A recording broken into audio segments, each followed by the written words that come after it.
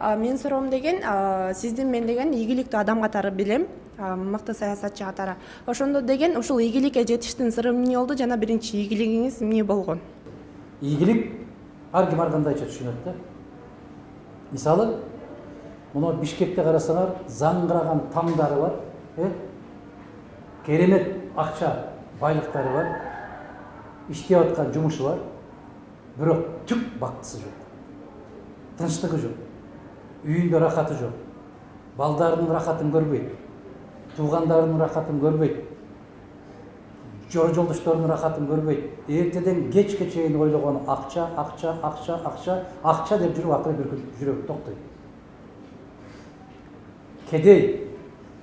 Кедейлигинен кедей эмес дейт. Тойбогондугунан кедей дейт. Ушул Бишкекте эң мыкты керемет болгон даражага жетип, заңгыраган тамдары болуп, бүт акчасы болуп туруп, бактысыз кишиге караганда айылда, мисалы ошол Кочкор районунан келдик деп атасыңар, экөөңөр тең. Кочкордогу, Кыргызстандагы эң мыкты картошка ошол Кочкордо болот.